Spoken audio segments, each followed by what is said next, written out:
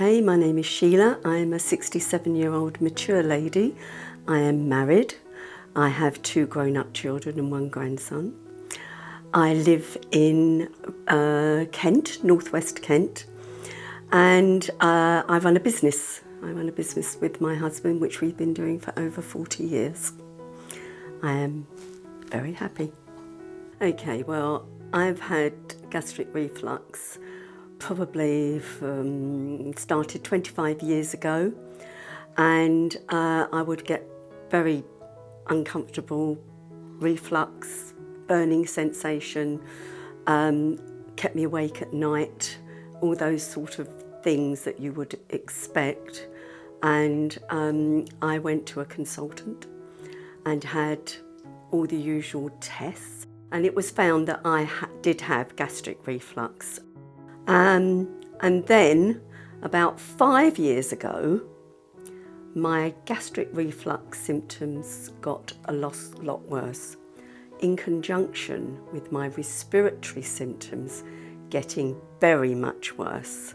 I had multiple chest infections, asthma exacerbations, pneumonia, endless prescriptions of antibiotics, steroids, and this general situation where I would start getting poorly at about the end of November, and I really wouldn't be well until the end of May. But I saw a upper GI consultant, Mr. Nicholas Boyle, and we investigated around that area whether there would be a significant link to my respiratory problems through my gastric reflux. At this point, my gastric reflux had got considerably worse.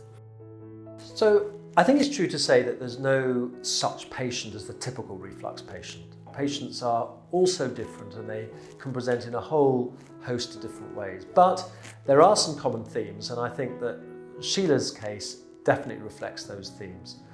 Firstly, she'd had symptoms for many years. She'd initially, I think 20 odd years ago, first developed the classical heartburn, indigestion and regurgitation symptoms, and was diagnosed with a hiatus hernia at that point.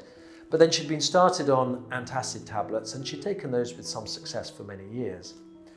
But then I think, as in so many people, this progressive chronic condition slowly got worse, and she started to develop other symptoms. And in particular, she developed what is collectively called laryngopharyngeal reflux. So she had problems with her voice, she got discomfort in her throat, a sore throat, often was coughing and clearing her throat.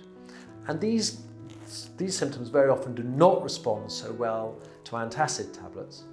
And then thirdly, she also developed respiratory symptoms. In fact, Sheila had originally been investigated when she was first diagnosed with osteoporosis, because she had thought about trying to get off the antacid tablets, the PPIs, and so she had considered having a fundoplication at that point in order to enable her to do that, but had decided, I think, that she wasn't particularly keen on that form of surgery.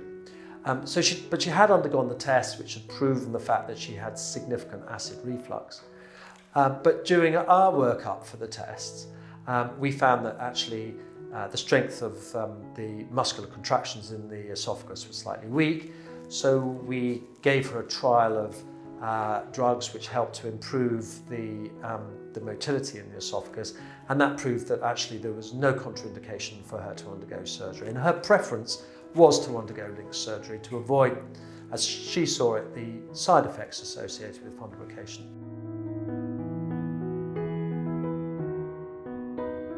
Mr. Boyle went through everything that was open to me with regards to how to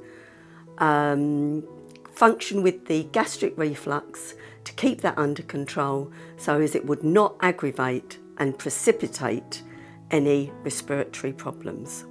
And one of the things that we spoke about was the LINX system. Mr. Boyle went through everything with me, and we decided that yes, we would do that surgery. and the surgery was done in October 2018.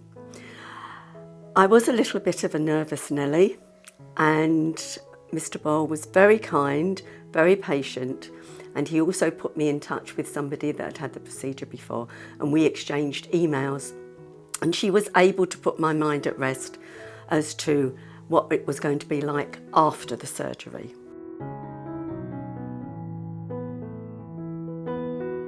The operation was straightforward. She did actually have quite a significant hiatus hernia. We were able to repair that during the procedure, which as always is undertaken as a keyhole laparoscopic operation. And then having repaired the hiatus hernia, we inserted a LINX. She made a pretty uneventful recovery afterwards. Like most patients, she experienced some initial difficulties with swallowing. We manage patients all in the same way, insofar as we ask them to eat normally from immediately they leave hospital. So Sheila was swallowing normal food and eating normally, and encouraged to do that from the get-go. And her swallowing was a little bit tricky to start with, but as is almost always the case, this slowly resolved. And the last time I saw her, all her symptoms had been resolved. So her burning, her indigestion, her cough had gone. And most pleasingly, she'd not experienced any further chest infections requiring antibiotics, and her swallowing was much better. So for Sheila, the operation at this stage has been a great success.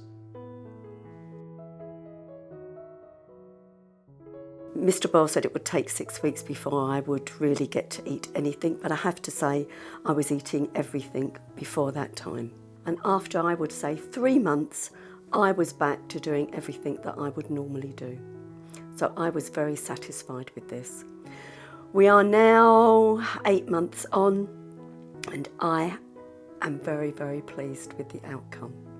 I get no gastric reflux. I have to say that I stopped taking my gastric reflux medication 3 days after the surgery.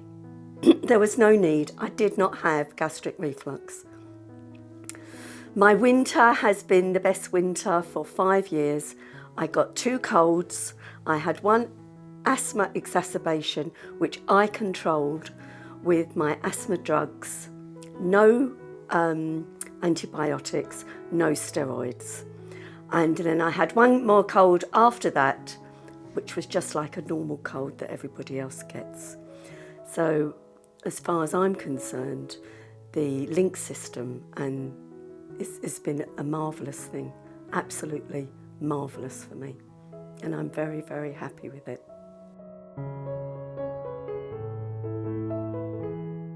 Any medical condition has an impact on your family life and your day-to-day life. My gastric reflux, and particularly in conjunction with my respiratory problems, has had a huge impact. I can't tell you the number of cancelled events that we've had, theatre, cinema, family days, things like that, that I've had to cancel. And it's very dispiriting to be always the one that is poorly, always the one that can't necessarily go to these things. And, you know, of course, it has an impact on everyone. My husband and my family, they're disappointed for me. They're concerned for me that I always don't seem to be quite well. And so, yes, of course, it does have a long-reaching effect on all of us. And I'm happy to say that that is not the case anymore. So, yeah, really happy.